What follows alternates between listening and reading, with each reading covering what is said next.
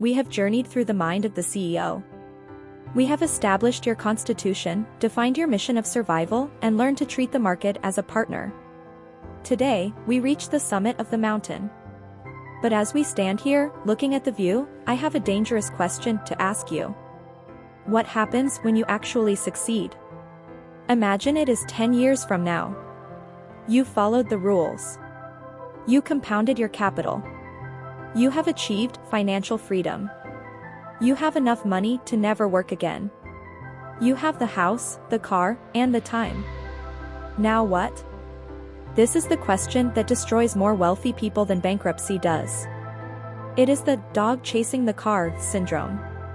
The dog runs and runs, barking at the car, but he never thinks about what he will actually do if he catches it.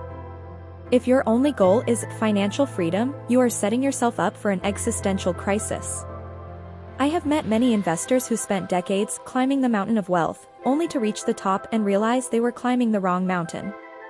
They have money, but they are bored, lonely, and empty. Today, we are going to discuss the purpose of investing beyond financial freedom. We are going to define the endgame of your corporation.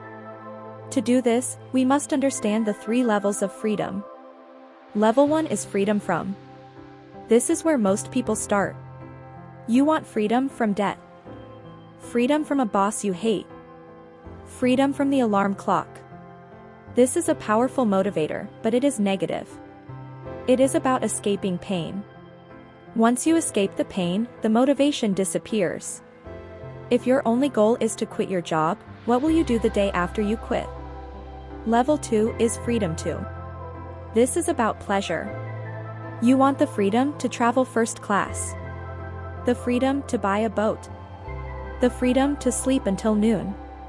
This is fun, but it has a limit. Psychologists call it the hedonic treadmill.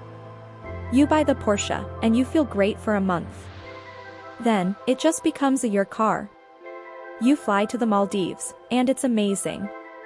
But after 2 weeks, you just want to go home. You cannot consume your way to fulfillment. This brings us to level 3, freedom for. This is the realm of the true CEO. Freedom for asks the question, what is this money for? It is not for you. It is for a purpose greater than yourself.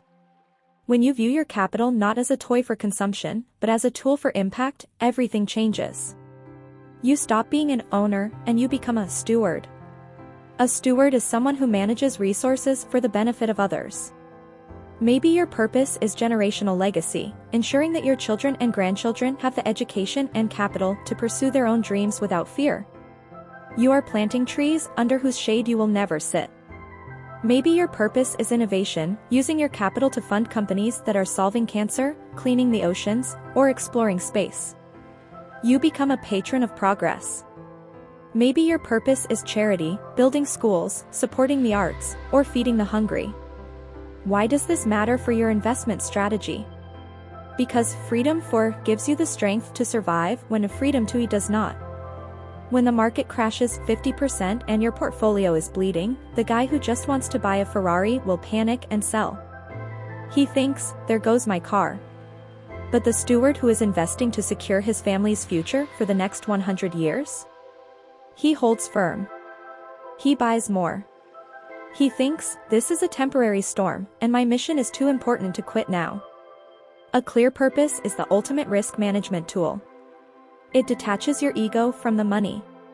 The money is no longer a measure of your self-worth, it is simply fuel for your mission.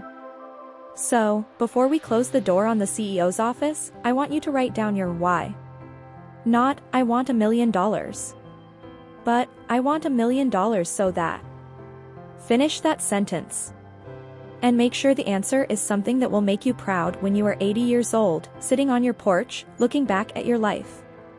Money is a magnificent amplifier. If you are a generous person, money will make you a philanthropist. If you are a greedy person, money will make you a monster. If you are an empty person, money will make you a rich, empty person. Define your soul before you define your portfolio. This concludes our first module, the CEO's mindset.